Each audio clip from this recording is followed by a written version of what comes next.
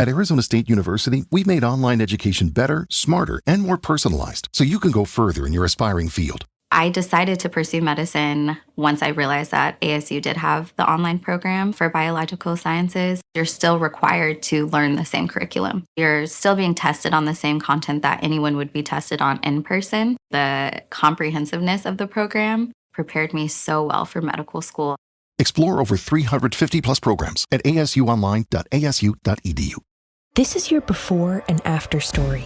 Southeastern College can help you prepare for a secure and fulfilling career in the growing healthcare field.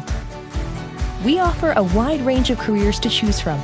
So whether you want to be a medical assistant, medical billing and coding specialist, nurse, surgical technologist, or another healthcare career, we've got you covered. Become a vital part of a healthcare team and make a real difference. Southeastern College, your future is bright. Visit sec.edu to get started. There's nothing quite like seeing a young team climb up the ranks in the NBA, is there? I mean, 1 minute they're rebuilding, the next, boom, they're right there. Fortunes change fast. Today we're going to do a deep dive into exactly that. We're looking at the Houston Rockets, their journey from, well, a full rebuild to basically being on the edge of contention. And, you can't really talk about the Rockets' big plans without getting into the Kevin Durant stuff. Those rumors just keep swirling around. Right. So our mission for you today is really to cut through all that noise. We're going to distill the key insights from the sources we've looked at. We'll cover the Rockets' path, those persistent KD rumors, and what it might actually mean if a move like that happened. This is all as of June 28, 2025. Just to be clear, the goal is to give you the core understanding, quick and clear. Exactly. Think of it as your shortcut. You listen to this, you'll be properly informed on what's honestly one of the most interesting storylines in the league right now. So let's start with the Rockets themselves. It's been a really calculated path, hasn't it? From the bottom right up to the edge of the playoffs. You can see the shift. Oh, absolutely. Under Ime Udoka, and you got to credit the front office, too, this roster hasn't just been thrown together. It's been, meticulously crafted. They're blending that young talent with some key veterans.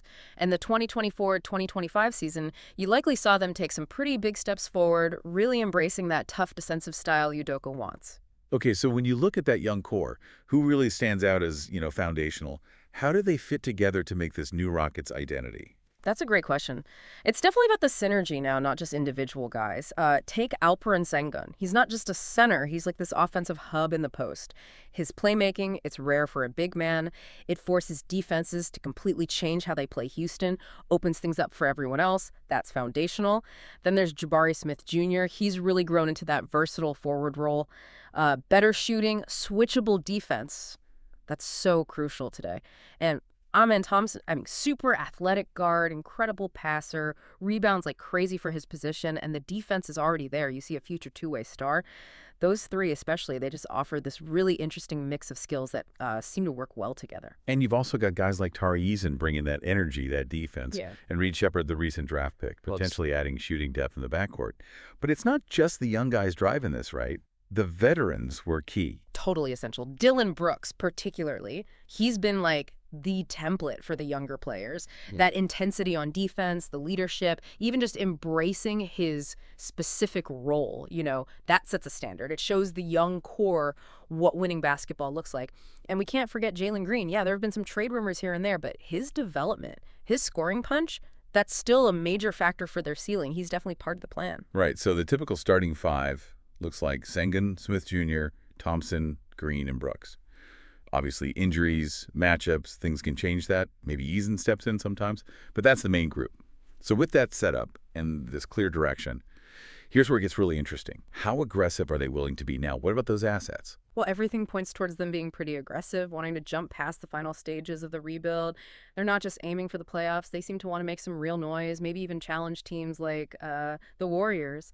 And this is where those draft picks come in. All those picks they gathered, especially the unprotected firsts from Brooklyn, from the Harden deal, those are massive assets. Huge leverage for building the roster or, making a massive trade. And yeah, that pile of assets is exactly what fuels all the talk, all the whispers.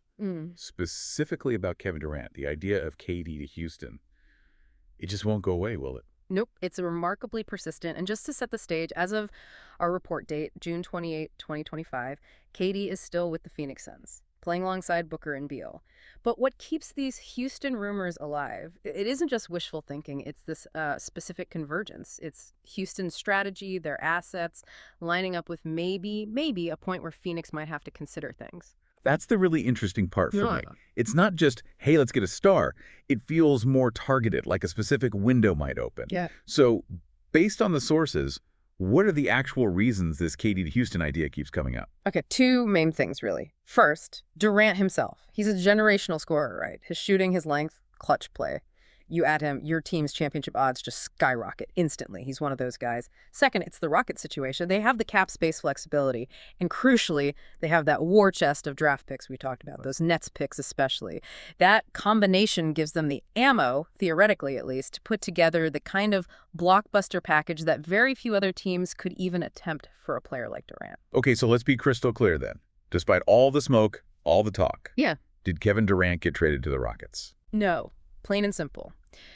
As of June 28, 2025, Kevin Durant has not been traded to the Houston Rockets. The Suns, look, they've kept their core together. They're trying to win too.